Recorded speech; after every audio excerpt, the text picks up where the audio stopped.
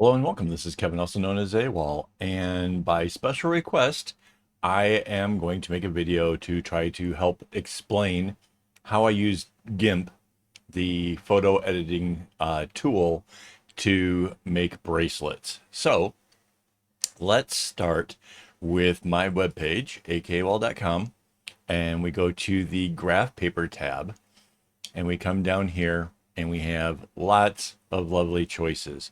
Now, I know that I do things differently from everybody else, so let me explain that first. Right here, not sure if you can see it, it says a 6-string bracelet. So 6 strings for me is you have 6 long strings, they loop up and they come back down, and that makes what everybody else calls 12. I know that seems a little bit weird, but for me, I have to keep it this way because this is how I've done it my entire life. We didn't have the web when I started making bracelets. And I based this on the logical thing. How many strings am I using? I have 6 of them. Great.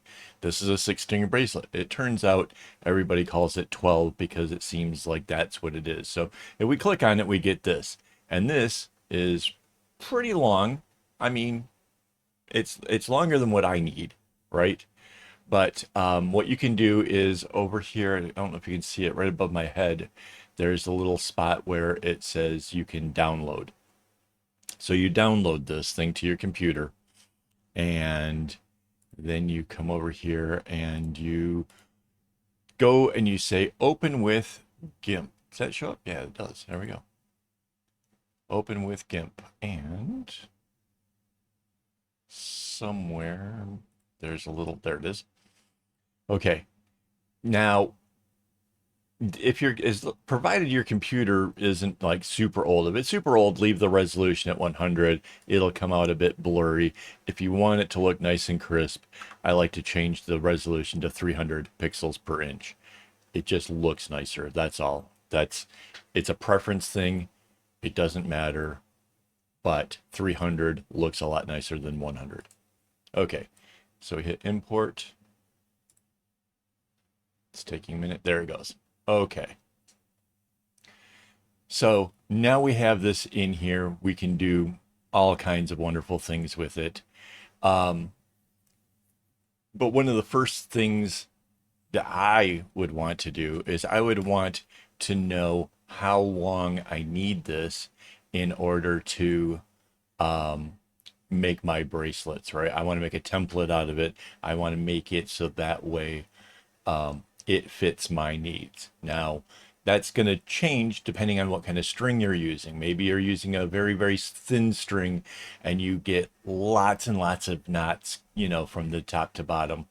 That's going to be very different if you use a very fat string where there's very few knots from top to bottom. So what I've done is I've gone over to my portfolio and I found a bracelet, this one, and I am going to copy this image.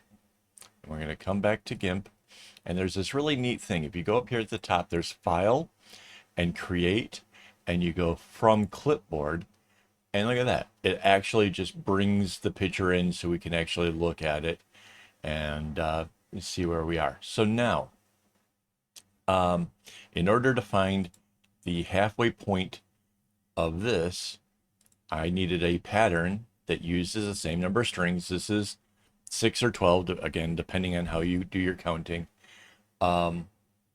So I'll come over here. Now this is a paint tool. Okay. So we use the paint tool to be able to come into these squares and whoop, sorry about that. Okay, that happened because we are on fill hole section. We don't typically use that. That's I'm not sure if we'll get to doing any of that, but we don't. It's typically always on fill similar colors, right? The threshold, I think it defaults to 15. That's usually pretty good.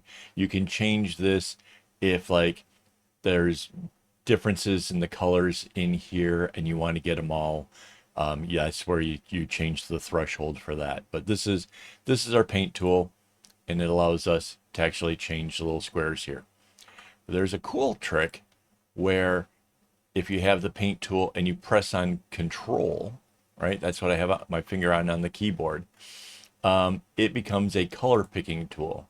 So wherever that little crosshairs is at, it's going to pick up that color. So I was over top of the dark gray. I get a dark gray. This is the little box over here on the side is turned dark gray. If I go over top of the orange and I do that and I right click, no, left click, regular click. If I left click, I'll get the orange. See how clever that is? So back to this.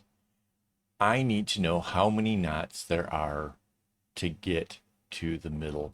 So what I can do is I can kind of work out my pattern.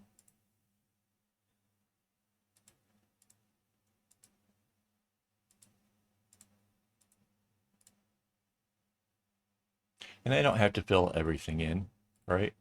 This is this little bump out, this little bump out, this comes back in. Can you tell I've done this pattern a couple times? It's I just have, right? So that's that first little section. The next section looks like this.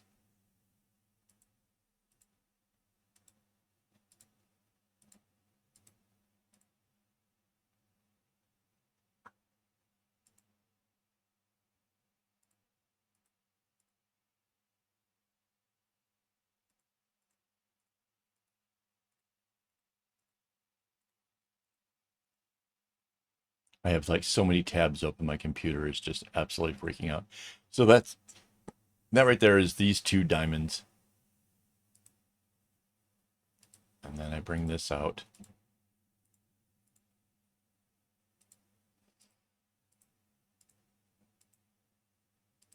And then in here,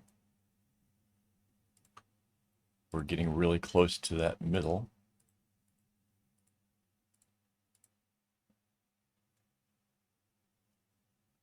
Right, might as well.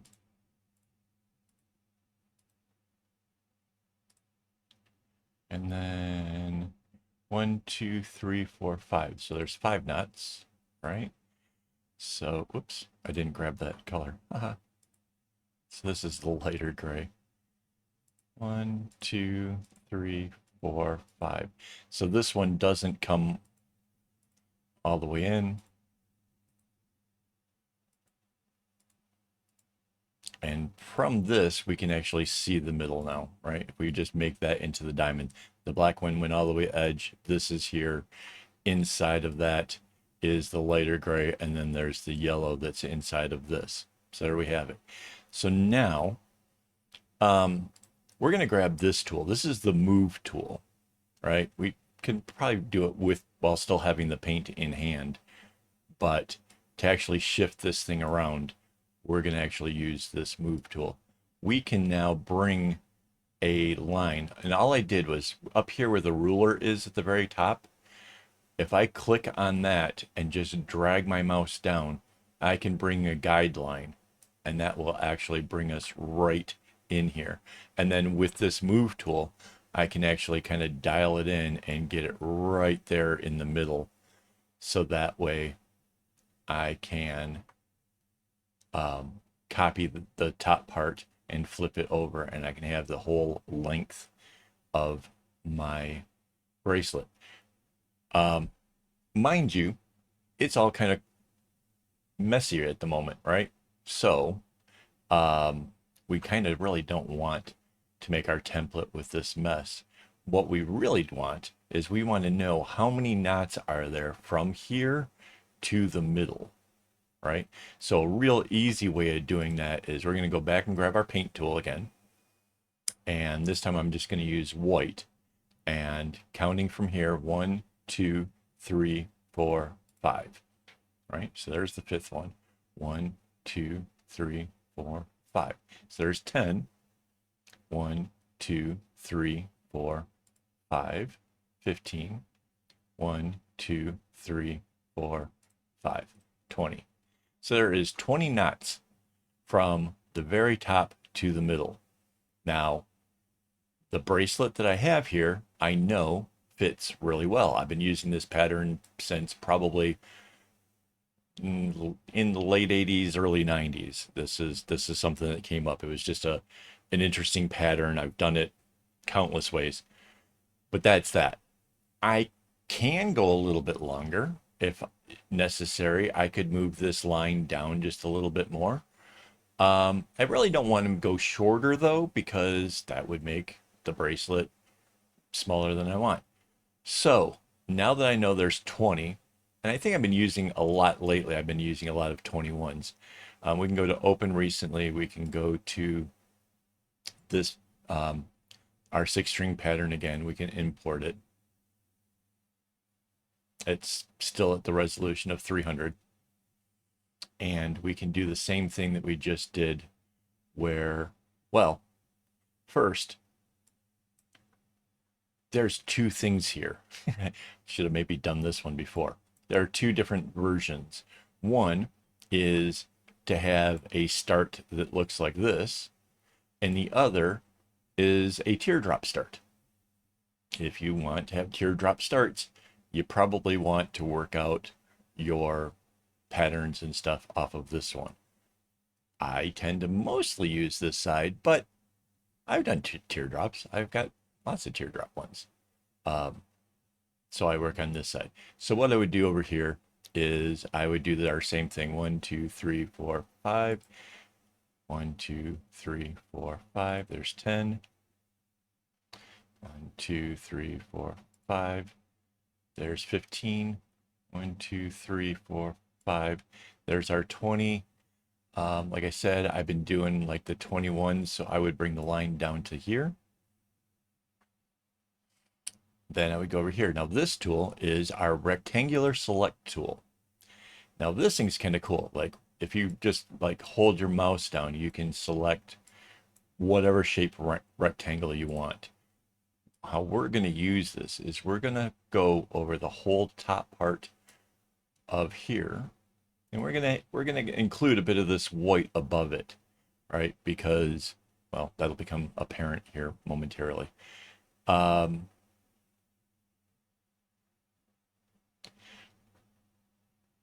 Let's do this before we get to doing the other part. Otherwise, we'll have to fill in twice as many. If we put these back, we've already got our guideline.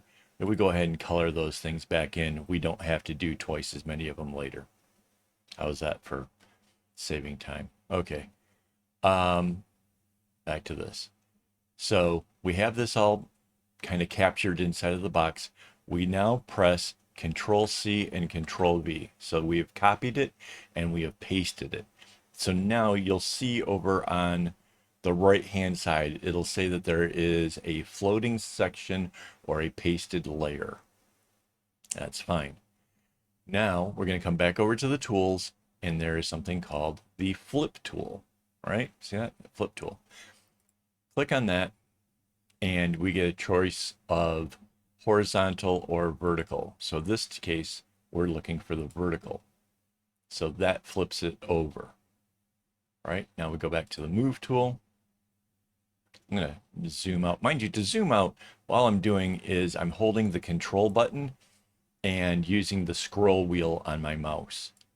So hopefully you have a scroll wheel. If you don't, I know there's other ways of zooming in and out. I don't know what it is. I've done it this way for so long. I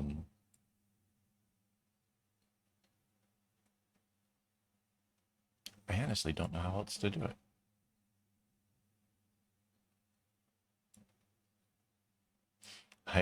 I suddenly just realized an error in my ability to teach is that I'm kind of stuck in my ways. All right, so we're going to line these up, and I have zoomed in to be able to see just how lined up we are. There we are. And now in this case, if I'm down here in the piece that we just created, you see that it just has like a little arrows in 4 directions and stuff, you know, like a compass-ish kind of thing. Um, but if I go above it, like outside of that box, it suddenly has the same little move thing and an anchor, right? And that's because if we click anywhere outside of that area, we will anchor this layer down. Like right now, it's completely movable. Come outside of the box and click, and it's now all one solid piece, right? So now we can actually see just how long our piece is right here. And we can, probably the easiest way to do this is to grab our pencil tool, make it kind of nice and big. Like, is that big? It's not that big. We're in a really big image here, right? And use it in white, and we can get rid of this stuff down here at the bottom. That's probably the easiest way.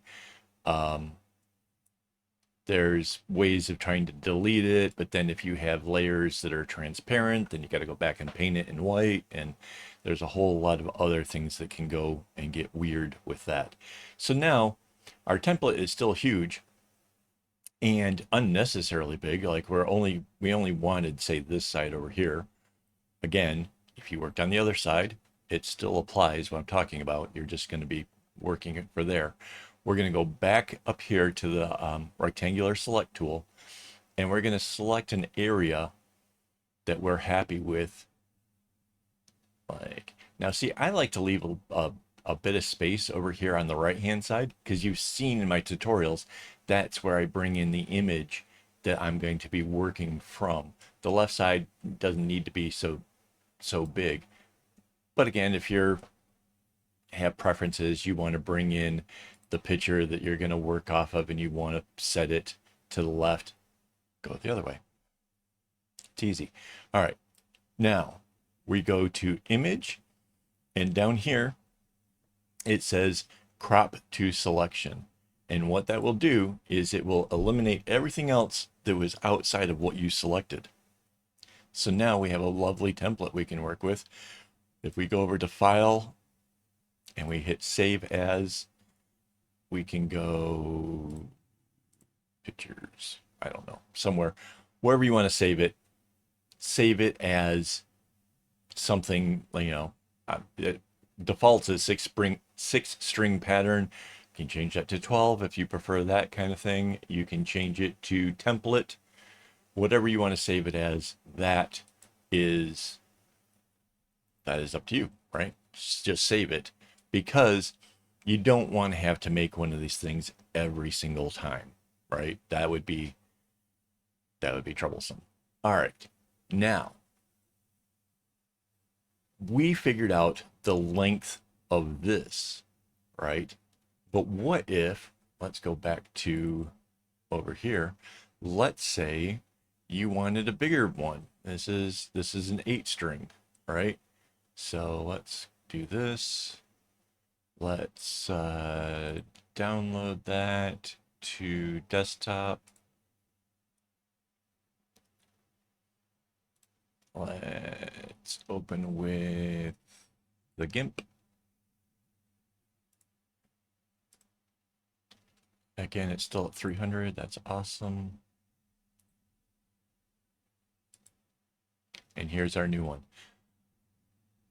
This is the bonus. Like, we had to go to all this work to find out how long this piece is. It turns out that the length stays the same even if you change out the width, right? The distance in the number of knots coming straight down is still the same, right? So you can go through all my different versions here and know that whatever that number you came up with, whatever your magic number is, you can still keep using that same thing throughout all the rest of the patterns. That, to me, is pretty awesome. Now, okay, this is going to get a little bit out of my thing. Let's say, and I need to do this because some of the people who follow me. First let's make this a little bit smaller. Sorry, getting way ahead of myself. The ADHD brain just got engaged with the whole thought of something I need to do. So we're going to crop to selection. We have this whole long piece. So we know that we are going to work off of this pattern. We don't know how long it is yet, right? So let's say you are one of my friends over there in Indonesia who is making their knots out of actual thread, and it's super, super tiny, and you counted it out, and somehow or another you are way, way down here. Right, let me grab the move tool. All right, we still need to put it right in the middle of the box, but if we look at it, right, it's so much longer than what my version is, right? See, we still have the guideline there, right? This guideline is much, much further down. When we grab the rectangular tool and we do the same thing we did the last time, and we come down to this guideline, right? And we Control C, Control V, and we go over here to the flip tool, and we flip that over. And we go to the move tool, and we move this down. When we snap it onto our grid, and we line it up really good, and we anchor that. Take a look. We have all this down here that we can't see, and that's not good if you're really trying to work out a pattern, especially like you went something super complicated and you need to be able to see the whole thing. You need to be able to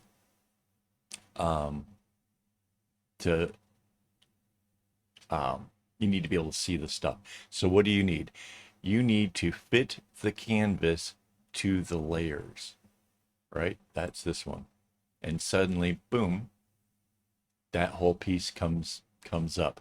Now we have transparency activated, right? So that's why you see this out here is transparency is really super handy, like when you're trying to add certain things. I don't know, I can't off the top of my head think of like why you need it right away, but you know, especially in a beginner's thing, but trust me, it does come in handy. All you have to do is paint those in, and now you have this really great template that is super long. So yeah, this is, not everybody needs that, but I do know that there are some that will. Hang on, let me grab a drink.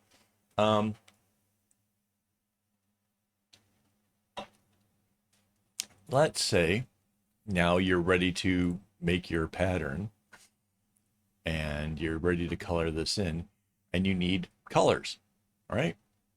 What do? You come down here and you will see these two boxes, one over top of the other. One is foreground, the other one is your active background. So go to your foreground one and you get this, and you anywhere you go along this line right here can be like pretty much any of the colors that you can imagine, from red and violets and blues and aquas and all kinds of greens and yellow and orange and more red, right? And so you just pick whatever color you want, have your paint tool ready, and just start filling in your pattern. So that's some really easy stuff as well. What else do I typically use? Oh, okay. So let's say you filled in all of this color here, and you suddenly decided that, you know, that's really not a very nice color of red. It's got a little bit too much of an orange hue to it. There is this tool. This is the select by color tool. And this select by color tool is why we don't paint in black and we don't paint in white. We don't paint in black because these outer borders are black, and we don't paint in white because our background is white. All right. And when we pick up this tool, right? This select by color, we can hit this and everything that's in that color will be selected, which is awesome. That's super handy, especially if you're in something really, really big. Now, what color do we want to replace it with? Let's find a nice, happier shade of red. Look at that. That's a nice color. Okay, so we got the color. Come back to the paint tool, and this is where the fill hole selection comes in, because you don't want to have to go to each one of the boxes to make the change. Everything that is selected when you have fill hole selection will change it once. And there you go. Boom. In one click, the whole thing. Be sure to go back to the filling some other colors, because obviously I did the fill hole selection and forgot about it. And that's how we started off this video with a mess. I'm going to press Control A to kind of get the, that's, selects everything, essentially, is what that does, which essentially takes it away from the selection of just the reds and allows me to go back to just doing my creating. So yeah, that one's really super handy if you get somewhere along in the pattern and you realize that you were like, great example, I did a video where I knew that I was going to do a fade. I started out with the faded colors. The more I got into it, the more I could see that I can't tell the difference between shade number 3 and shade number 4. What am I going to do? It's just easier to make it the whole rainbow and then know that, you know, which number applies to which part of your faded colors. So I changed accordingly based on that. And that's how I did it. Most of the other tools you probably won't use a lot. Oh, okay. Let's go over here. Let's say we're going to work from a photo again, right? So one of the tools you'll always see me doing is this one. This is the rotation tool. So just click on the image and why can I not move this? Let's bring this over here so you can actually see this thing. So there's a little slide bar here that you can just kind of grab onto with your mouse. You just hold your mouse button down and you can move it around, and that will allow you to move it. You can, there's this little center thing will let you shift the whole image, because let's say you really just need the top up here to do what we're doing. Right. Because you don't want it like out of screen. So there we go. We can now, is that pretty much straight up and down? It looks like it, right? We press the rotate button. There it is. We can go back over here to image and fit canvas to layers, and that will actually bring it out so we get the rest of this. We could just color this in if we want. It's just transparency. It doesn't matter. I would then use my rectangular select tool and select this part here. Control C, come over to the template that I've created. Let's put this back. It's gonna make me insane not having it where it belongs. Mostly because I need this bar here to shift this over, right? And then Control V, and take a look at that. That thing is absolutely tiny. Like, I hit the Windows key there. Absolutely tiny compared to our thing. So what do? We need another tool. This is great. This is the scale tool. So this one, we click on the tool, then we click on the thing that we want to scale. And again, I don't. Oh. Haha, I found a way of doing it. I can detach it from the canvas. There we go. So there's our scale tool.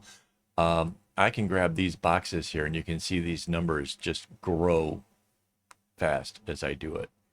And I can kind of work it out to where it'll fit over here on the side, and that seems really good, and hit scale, and there it is.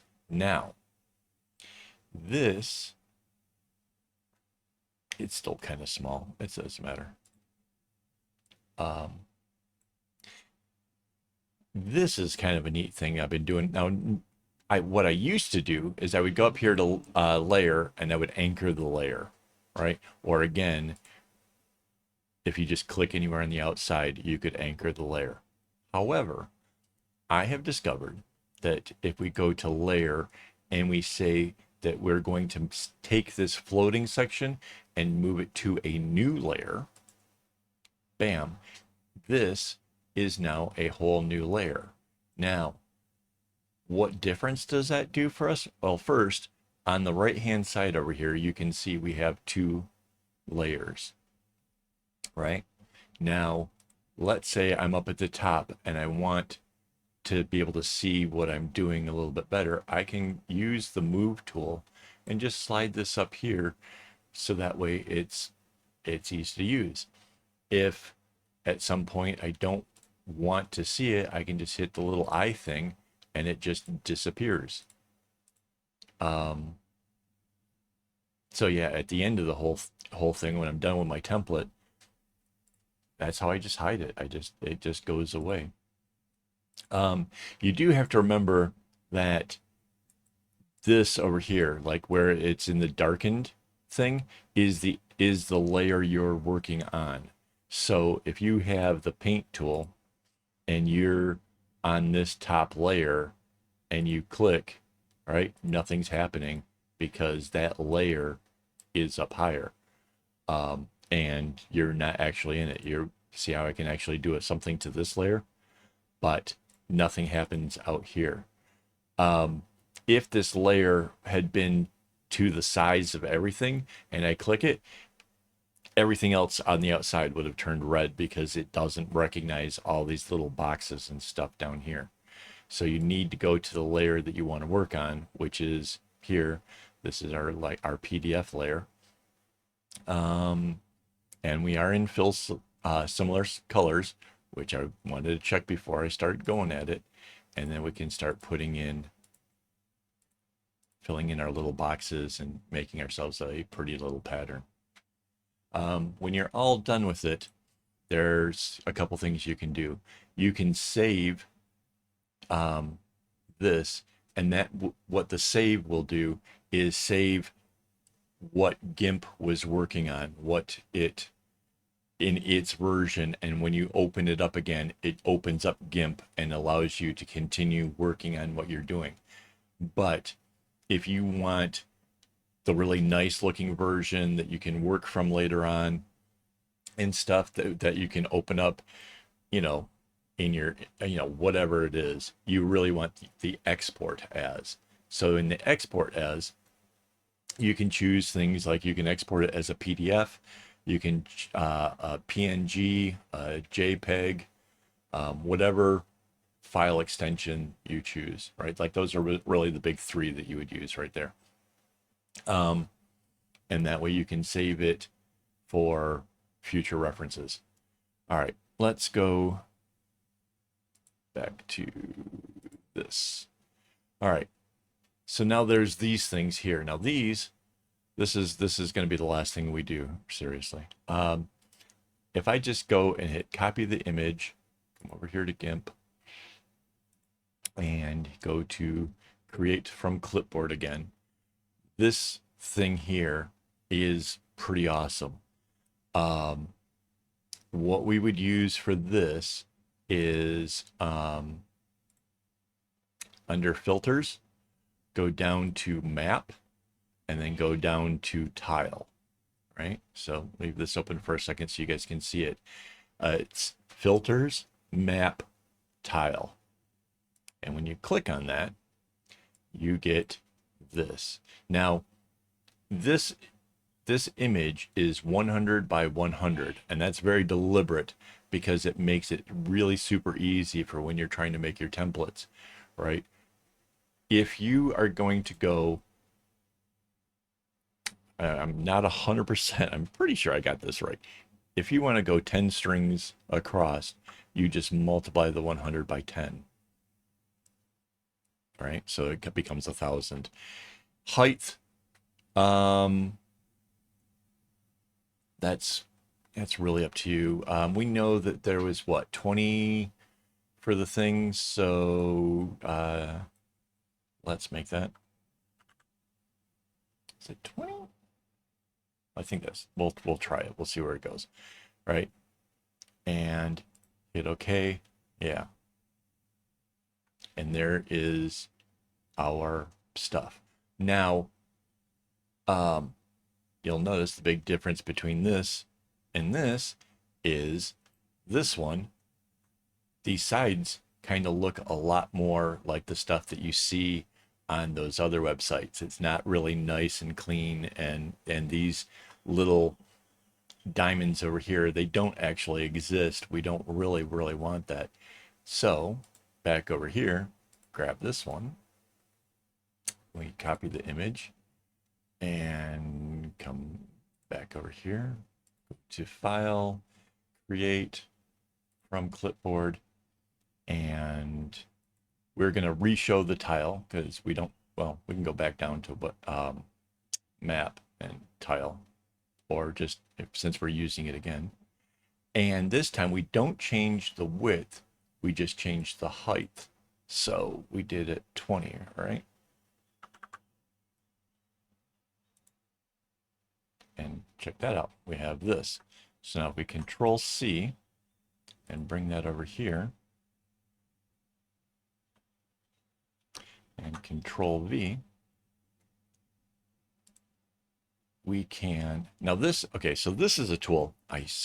Normally I would just move this over with the mouse, but honestly, this tool really is perfect for this.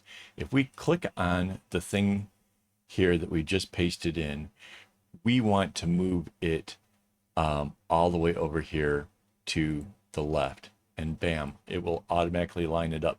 And because it's the right size and everything is just going to line up perfectly. So there we go. Right?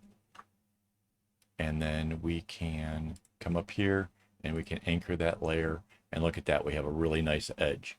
If we paste again, we have it a second time, we go over here to our flip tool. Now we've already played with that a little bit. We're going to flip obviously horizontally because we want to put that white border thing over on the right hand side. We go back to the alignment tool, right? Click on the thing that we want to align, and then we click that we want to align it all the way over to the right. And then again, because we can't notice that the little anchor thing doesn't show up. That's because we have a different tool involved.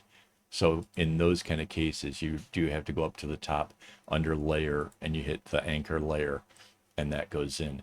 And so now you have this perfect little template that you've created that is, you know, ready to go, ready to do with whatever you want. And again, you can make this to whatever size you need. You're making a bag and you've worked out how many strings. So like how many strings is this? 2, 4, 6, 8, 10, 12, 12, 13, 14, 16, 17, 18, 19, 20. So yeah, it's 20 strings across. So I honestly don't remember what we actually did now for the thing, what we multiplied it by. But yeah, use your numbers, figure it out. That's how you can make your own graph paper. There is this neat one now. This is new. Let's copy the image. Might as well show you guys all the cool stuff before I go and take a break here. File, create from clipboard. Again, I forgot how many we did. Reshow tile. Did we go at 10? So if you do 10, oh, so it's like how I do my things. If it's a 6 strings, that you got, most people call 12. That's it. that's how it works. I remember now. So yeah, we did 10. Um, so yeah, and that will go to this. If we copy this and bring it over here, paste, we don't know. Take that to the top. Yes. And look at that. It lines up perfectly. Anchor the layer.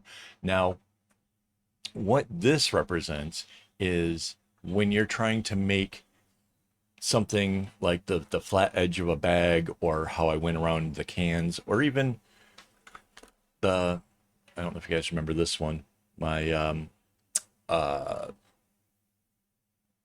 Space Invaders bag. That's how I would lay it out if I was going to show you how to do that, right? In this case, though, it probably wouldn't come off the end here. This one would. Let's grab a pencil and let's change it. Oh, here's something neat. Change it to a box, right? So there is, you can do stuff like that right now. Let's show you this. If you change the aspect ratio on the box to 0, let's scroll this down. And why is it 0? And then go to the angle and make that 45. You have a box like this, which is really handy at times when working with this. Like if you want to like swipe off an area. Where am I gonna make the cut for this? Like that. And then bring that down really, whoops, whoa. My scroll wheel is super hyper active. I just spun it and it just made my whole image disappear. So here we go. Grab up this color. So yeah, the string that went across would probably be my one at the end. So if let's say I was going to make a bookmark and I wanted it to be really flat across the whole top, this string would become the string that comes into the end. So let's go back to our paint tool, and let's say our color for this string is the red we were working with, right? This string would come across like that and go to our other side, and we'd fix the other side the same way. And then let's say we got other colors going on. We got this cool color, so that one's here, and maybe it goes this way, and the red goes this way, right? So that's how we would work out to have a nice flat start. And yeah, like this would make a really interesting way of starting off a bookmark. If you're doing a bag, then the ends, the last two, well, it wouldn't have this edge over here, and the last two strings become the next knot that actually joins the two sides together. So, but that's getting really super technical, and I think we kind of covered that in some of the other videos. So yeah. So yeah, this was probably a long video. Like I want to say this has been a while, but I wanted to be kind of thorough about it. I hope that I've answered any questions you guys might have. If you have more questions, let me know. I will do some follow-up videos to show you anything I can. Again, I'm not fantastic with the software. I'm just kind of know how to use certain tools to make the stuff that I use. So I really don't know what you would use some of the other tools for, at least not in this aspect. You know, they're great for manipulating a photo, but for what we're doing, this is sort of like, that's pretty much all I think that you need. So thank you for watching so long. Thank you to my Patreon supporters who make these videos possible. Again, I don't think I could do it without you guys. So yeah, thank you very much. And yeah, if you've watched this far, please please hit like to the video. Just let me know what you thought. And as always, don't get your strings in a bunch.